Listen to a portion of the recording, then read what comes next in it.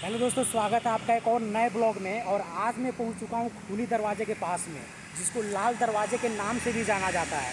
इसको पहले हालांकि काबुली दरवाज़ा के नाम से जाना जाता था, जिसको शेर शाह सूरी ने बनवाया था। हालांकि शेर शाह सूरी जब 1540 में हुमायूं को हराया था, उसके बाद से इस दरवाजे को बनाया था। तो इस दरवाजे की जो हिस्ट्री है ना, बहुत सारे इंसिडेंट इस दरवाजे के पास में हुए हैं। तो एक एक करके उस इंसिडेंट के बारे में जानेंगे कि इस दरवाजे पे कौन कौन से ऐसे इंसिडेंट हुए हैं जो इस काबुली दरवाजे के नाम को बदल के खूनी दरवाजे के नाम को रख दिया। तो देख सकते हैं मेरे पीछे, जिसको खूनी दरवाज़ा बोला जाता है, और यहाँ पे एक बोर्ड भी लगा हुआ है जिस पे लिखा हुआ है कि इसको लाल दरवाज़ा और खूनी दरवाज़ा दोनों बोला जाता है। तो इसकी क्या है हिस्ट्री, एक एक इंसिडेंट को जानेंगे हम। तो चलिए शुरू करते हैं इस वीडियो को। तो अभी चलते हैं इस खूनी दरवाजे को पास से देखते हैं कि क्या क्या है इस दरवाजे में। तो ये देख सकते हैं यहाँ पे बहुत सारी 2 मंजिलें यहाँ पे खिड़कियाँ दिख रही हैं, और यहाँ पे लोहे के ये बैरियर लगे हुए हैं। और इसके अंदर ये देख सकते हैं लाल बलुआ पत्थर से इसका डिज़ाइन किया गया है। बहुत ही सुंदर इसके ऊपर डिज़ाइन है। और यही वो दरवाज़ा है जिसके ऊपर कहा जाता है कि जो जहांगीर था, यानी जो मुग़ल साम्राज्य का शासक था जहांगीर, उसने जो अब्दुल रहीम थे, जिनको खाने खां अब्दुल रहीम बोला जाता है, जिनके दोहे बहुत फेमस हैं, जो हम लोग बचपन की किताबों में पढ़ते थे, उन्हीं के 2 बेटों के यहाँ पे फांसी दे दी गई थी जहांगीर के द्वारा। तो ये वो खूनी दरवाज़ा, जिसको लाल दरवाज़ा के नाम से भी जाना जाता है, ये देख सकते हैं। तो हालांकि जो जहांगीर था वो था अकबर का बेटा। वो अकबर के 3 बेटे थे। तो जो 2 बेटे थे ना, वो बचपन में नशे के बहुत ज़्यादा शिकार थे, बहुत ज़्यादा शराब पीते थे। तो उनकी डेथ बचपन में ही हो गई थी। तो जो जहांगीर था वो भी ज़्यादा नशेड़ी था, मतलब नशा ज़्यादा करता था। तो हुआ ये था कि जब अकबर बीमार पड़े थे, तो उसी टाइम पीरियड में हालांकि जहांगीर को वहाँ पे जाने की अनुमति नहीं थी, बट कैसे भी वो कोशिश करके अकबर के पास जाता है और अपने पिता से बोलता है कि पिताजी मेरे को शासक बना दीजिए। तो अकबर बोलता है कि तू नशेड़ी है, तू 2-4 साल में 2-4 साल के अंदर मर जाएगा, तो तू शासन करके करेगा ही क्या। तो उसी बात में जहांगीर घुमा के बोलता है कि पिताजी आपको पता ही है कि 2-4 साल के लिए ही मैं शासक बन पाऊंगा, उसके बाद आप मेरे बेटे खुसरो को बनाइएगा ही शासक, तो कम से कम 2-4 साल के लिए ही बना दीजिए जब तक मैं जीवित रहूं। तो अकबर का दिल बहलता है अपने बेटे के लिए, और उसको जहांगीर को शासक बना देते हैं। तो जब जहांगीर के पास पावर आ गई, जब वो शासन करने लग गया, तो ऐसा कहा जाता है कि जो अकबर के नौरत्न थे, नौरत्न का मतलब जो बड़े बड़े मंत्री थे, अकबर को जो सलाह देते थे, उन्हीं में से जैसे तानसेन का नाम सुने होंगे, तानसेन भी उनके एक मंत्री थे। उन्हीं के साथ में एक थे जिनका नाम था रहीम, जिनको खाने खां की उपाधि दी गई थी। उनका पूरा नाम था खाने खां अब्दुल रहीम, जिनके दोहे बहुत प्रसिद्ध है। बचपन में हम उनके दोहे सुनते थे। जैसे उनमें से बहुत सारे दोहे मेरे को भी याद है, एक आध दो। जैसे कहा जाता है, बड़ा हुआ तो क्या हुआ जैसे पेड़ खजूर, पंछी को छाया नहीं फल लागे अति दूर। तो ये हम लोग बचपन में दोहे पढ़ते थे। तो जो रहीम थे उन्हीं नवरत्नों में से एक थे। तो जहांगीर जब शासक बना हुआ था, तो रहीम के 2 बेटों को इसी खूनी दरवाजे के पास में फांसी दे दिया। ये एक ऐसा इंसिडेंट था। उसके बाद में जो जहांगीर के बेटे हुए शाहजहाँ, उन्होंने शासन करना स्टार्ट किया। तो हुआ ऐसा कि जो शाहजहाँ थे, यानी शाहजहाँ की जो बेगम थी, जिनको मुमताज़ बेगम कहा जाता है, उनकी करीब 14 संतान थे। तो उसमें से तीसरा संतान था जिसका नाम था दारा, और शायद 5वां या 6ठा संतान था जिसको बोला जाता है औरंगजेब।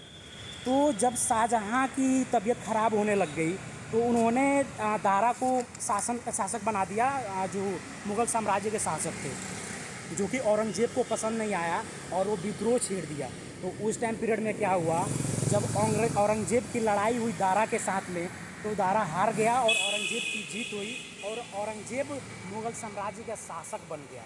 फिर उसके बाद क्या हुआ कि उस दारा को काट के, यानी उसके गर्दन को काट कर इसी खूनी दरवाजे के पास में लटका दिया गया। हालांकि इससे पहले इस दरवाजे को काबुली गेट के नाम से जाना जाता था।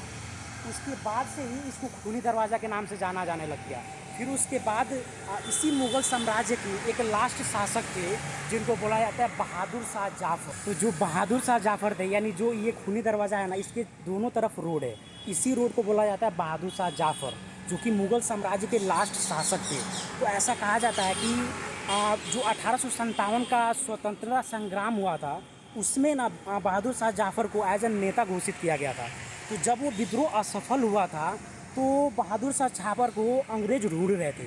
तो वो उस टाइम लाल किले में थे और वहाँ से उनको निकल के हुमायूं टॉम्ब में जाके वो छिपे हुए थे।